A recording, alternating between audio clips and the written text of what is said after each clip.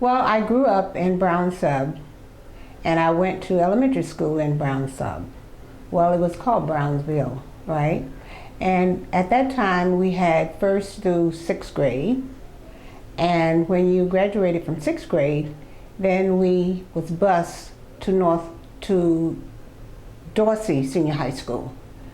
And we were all together there. It was 7th through 12th grade. We all was together. And at that time, they were like building on Northwestern, you know. And we had to stay at Dorsey until we graduated from 7th to 9th grade. And after that, then I attended Northwestern. But we were bused in, you know. We had to be bused in to Northwestern.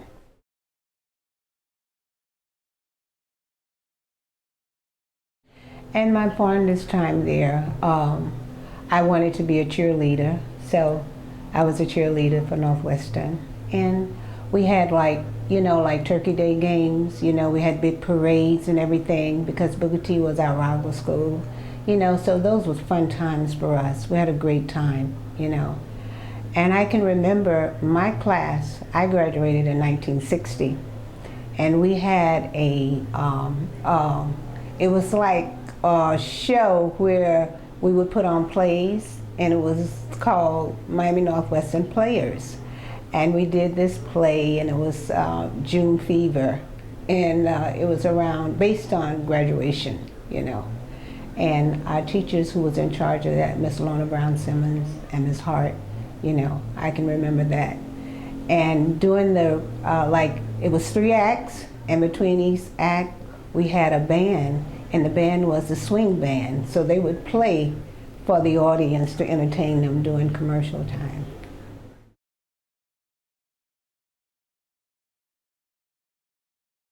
My biggest influence was Mrs. Louise Mitchell.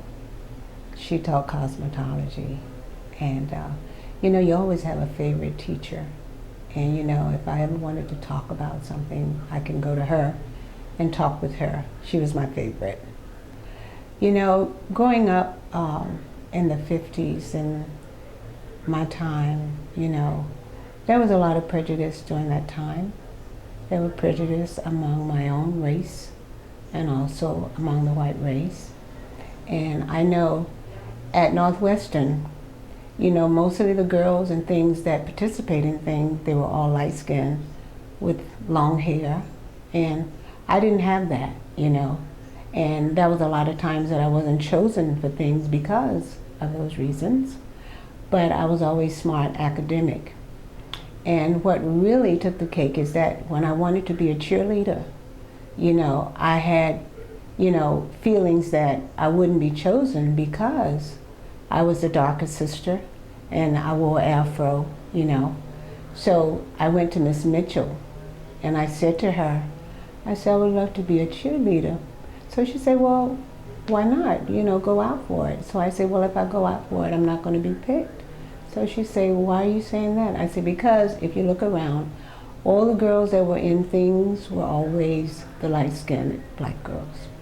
So she told me, she said, what I want you to do, I want you to learn the cheers, and I said, I want you to do your best, and I want you to come to my house on Saturday and practice so I can see what you can do. So I would go to her house on Saturdays and practice, you know. And at that time, we had a jump that you had to do. You had to jump way up in the air, spread your legs out, and your hands go back. So you had to do that in order to be a good cheerleader. So she said I was good with that. And she told me to go on out for it. And I did. And I wasn't chosen. And I was devastated. And I went to her crying and everything. And I told you that I wasn't going to be picked. And she told me that she would handle it. And she did. And I became a cheerleader, all because of Miss Mitchell. Because she took a stand for me.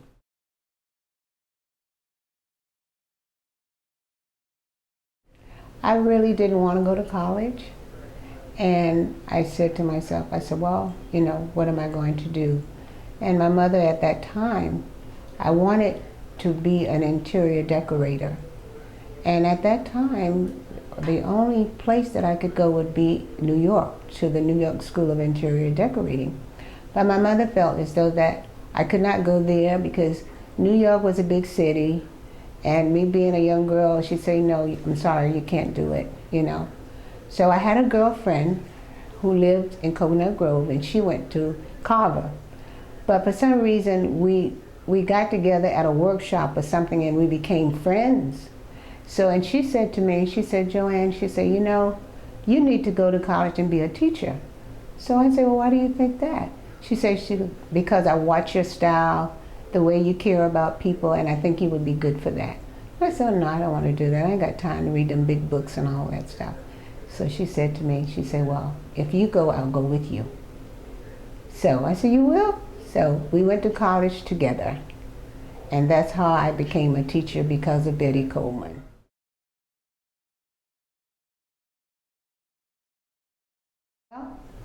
I started off at, it was called Primary C, right? I taught there for a while, and then I ended up at Nova. Well, at Nova, I did my internship at Carroll City Elementary School. And the mother of Nova came to, you know, doing your internship. She came to observe me and everything, and she thought that I was great. And she put me in the Nova schools. So I taught at Nova Blanche Farmer for 8 years. And I stayed there for 8 years, and then I left there, resigned from Broward County, and I went to Dade County, where I ended up at Douglas Elementary. So a total of 35 years I've put in.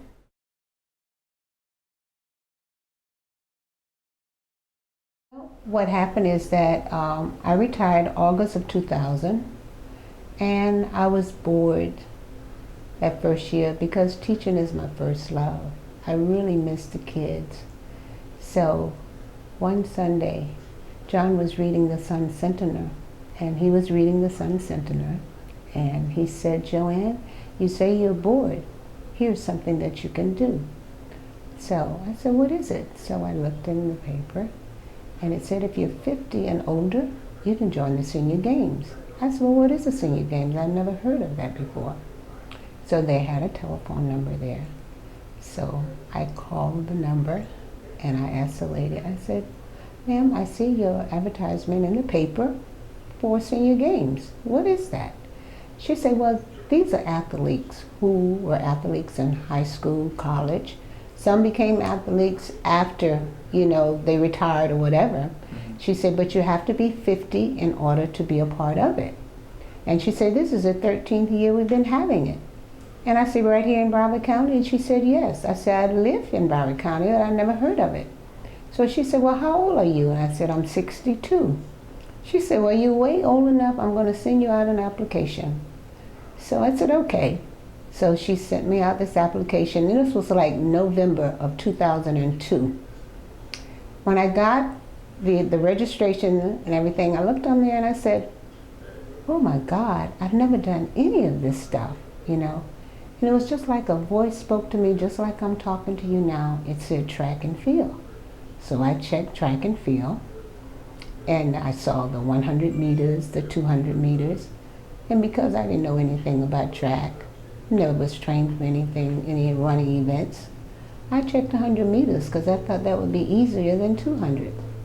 So I sent that back in to them, and they wrote me back and told me my first race was going to be February of 2003. And I like panicked. And I said, John, I said, oh my God, what to do?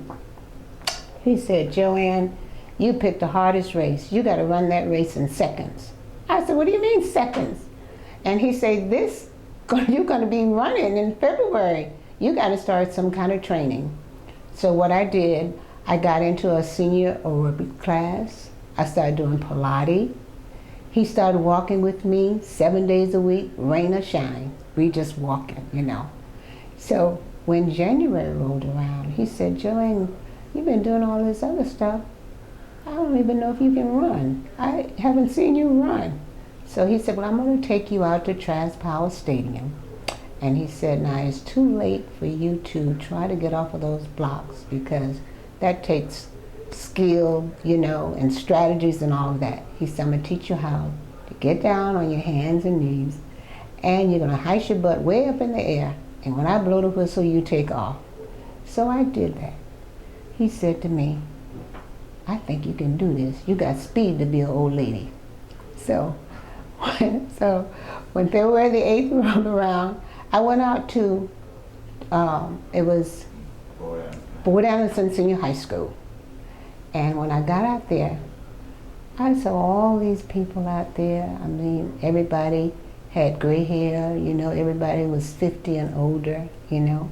And he had told me, he said, now, you get in your lane, and he said, I want you to not look back.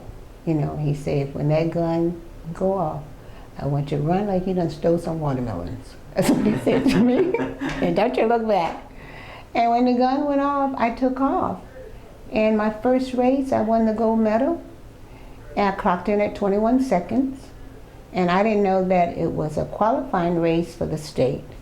So everybody came up to me and said, oh, you're going to the state to represent South Florida. And I said, oh my God, you know. So I'm really into it now, right? So then I started more training and everything, you know, going to the gym and all of that stuff, you know. And when I got to the state, I clocked in at 19 seconds and I won the silver. Then they told me, oh, you can go to national. So I went on to national, and at that time, there were like 16,000 senior athletes from the nation just in track and field, you know, and you run in your age group. So I ran, there were like 30 of us running, you know, it had different heats. And at that time, I clocked in at 17 seconds and I became number 10 in the nation. And the 3 races. So everything is just really history now. In fact, I just came back from St. Paul, Minnesota last Sunday for the international track meet. And now I'm number 2 in the nation. And my medals are there on the wall hanging up. So this is what I do now. I travel all over the United States representing South Florida. And I'm not, all the medals that you see, I don't get paid for those medals. I have to sponsor my own self, you know, and I make the races that I can, and those that I can't, I don't worry about it. But I try to make the big races like national, like I'll be leaving Wednesday to go to Jacksonville for the USA championship, because I run for 2 organizations, the Senior Games and USA Track and Field. Masters, which is 30 and older. So this is my new career now. And you know what, it's such a wonderful thing, because what I'm doing, it's not about me, you know, it's about others who I'm trying to motivate and try to, you know, share good eating habits, you know, and promote physical fitness, you know. So I'm able to motivate other seniors, you know, because I go and I volunteer at the Hepburn Center here in Hallandale. And I'm like a star to them, because when I come back from my races, I take my medals and I show to them, you know. So there are many of them in wheelchairs that would love to run, and I just tell them that, don't worry, I'm running for you, you know. So this is the best thing that I could have been doing in this period in my life. So I started at the age of 62, now I'm 74. And I'm still running with a great deal of speed. My best timing in the 100 meters now has been 14.78 seconds. I run the 50 in 9 seconds and the 200 in 38 seconds. But I work very hard. I train 5 days a week. Starts at 4:30 in the morning. And sometimes it's 7 days when I have a race.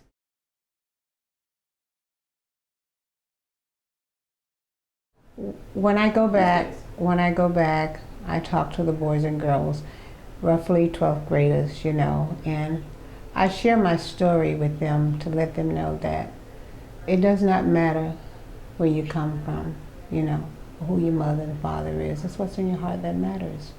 You know, and I've shared some times that I had growing up, you know, in the 60s and the 50s, you know, and to let them know that no matter how rough it was for me, you know, I surrounded myself around people who cared about me, especially our teachers, you know, and Miss Edwards was one of them. You know, you can go to her and you can talk to her about anything, you know, because she was the dean for girls, you know.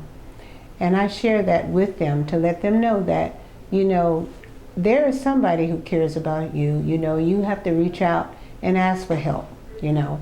So what I try to do is to share my story to let them know that if I made it, you can too, you know.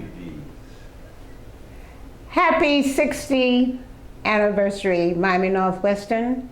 Joann Sherfield Sampson, class of 1960. Thank you for determination, dedication, and discipline.